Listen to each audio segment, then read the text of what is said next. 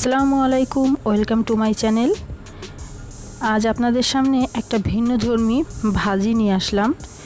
তো এখানে দেখতে পাচ্ছেন আমি একটা প্যানে তেল গরম দিয়ে দিয়েছি, সেখানে পেঁয়াজ কুচি দিয়ে দিলাম প্রায় 3টা বড়, আর বড় একটা রসুন কুচি করে দিয়ে দিলাম।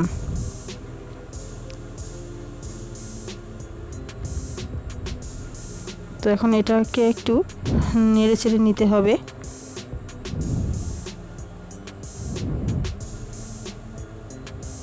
প্রথমে এখানে আমি কাঁচামরিচও দিয়ে দিলাম এর সাথে। কাঁচামরিচ প্রায় আমি এখানে 10-12টার মতো দিয়ে দিয়েছি। এখন এটা খুব ভালোভাবে নেড়ে চেড়ে নিচ্ছি।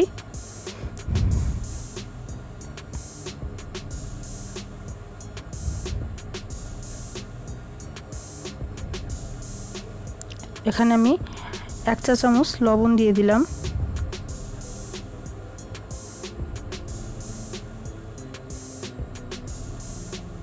আর দিয়ে দিলাম হলুদের গুঁড়া।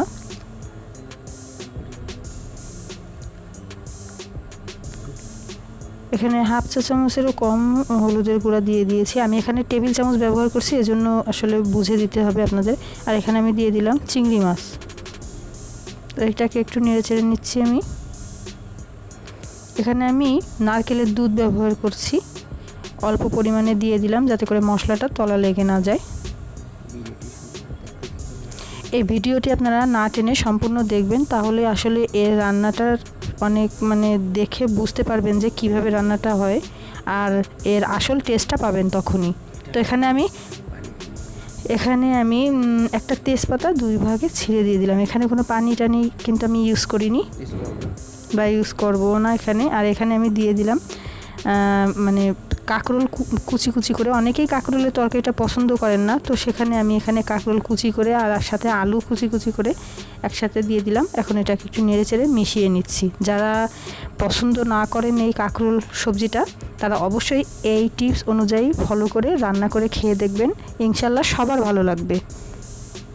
যারা খেতে পছন্দ না করেন তারাও এটা দিয়ে অনায়াসে 1 প্লেট ভাত খেয়ে নিতে পারবে। খুবই মজার, খুবই টেস্ট এটার। তো আমি একটু নেড়ে চেড়ে নিচ্ছি। আর এই রেসিপিটা যদি করেন তো চিংড়ি মাছ আপনার এখানে ইউজ করতেই হবে। তো এখানে আমি একটু নারকেলের দুধটা আবার দিয়ে দিলাম। এটা আপনার স্বাদটা আসলে আরও দ্বিগুণ করে তুলবে। এই নারকেলের দুধটাও কিন্তু স্কিপ করলে চলবে না।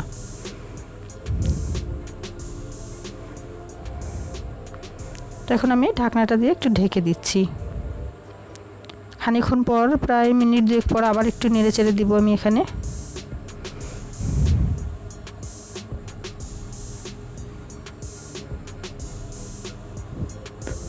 বাড়ি বাচ্চাদের জন্য যদি এটা করেন তো ঝালটা এখানে একটু কমিয়ে দিবেন, সেহেতু তারা আরও বেশি এটা পছন্দ করবে। তা আমি ঢাকনাটা আবারও দিয়ে দিলাম। মাঝে মাঝে একটু ঢাকনাটা খুলে নেড়ে চেড়ে আবার একটু ঢাকনা দিয়ে এটাকে আসলে সেদ্ধটা ঠিকভাবে করে নিতে হবে। তো এখানে দেখতে পাচ্ছেন আমি অনেকটা পানি কিন্তু টেনে গেছে আর কি। তো এখানে আমি আবারও একটু নেড়ে চেড়ে দিচ্ছি।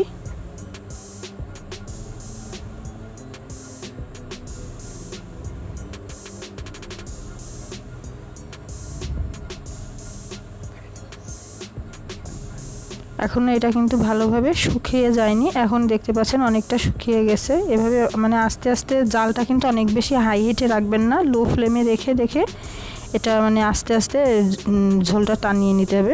ভাজির এই পানিটা শুকিয়ে নিতে হবে, ঝোল না ঠিক। তো এখানে এভাবে আমি আবারও এটা দেখে নিচ্ছি, চেক করে নেবেন মাঝে মাঝে, নাহলে তলাটা লেগে যাবে।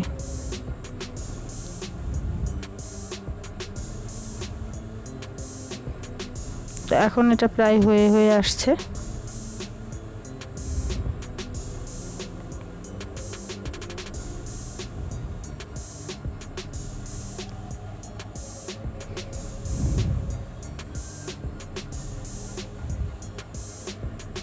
এখন এটাকে আমি একটু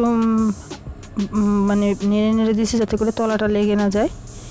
অনেকটাই হয়ে আসছে, দেখতে পাচ্ছেন নারকেলের দুধটা বেশ শুকিয়ে গেছে।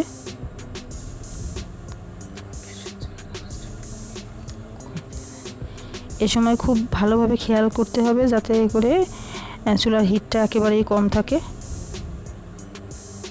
তো আমার রেডি হয়ে গেছে, দেখতেই পাচ্ছেন।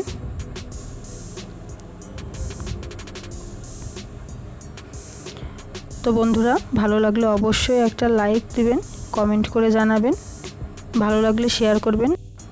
আমার চ্যানেলটি সাবস্ক্রাইব করে চ্যানেলের পাশে থাকবেন। নতুন নতুন আরও রেসিপি পেতে হলে কমেন্ট করে জানাবেন। আমি সহজভাবে কিভাবে করা যায় রান্নাগুলো সেভাবে আপনাদের কাছে শেয়ার করব। তো আজ এ পর্যন্তই। ভালো থাকবেন, সুস্থ থাকবেন। আল্লাহ হাফেজ।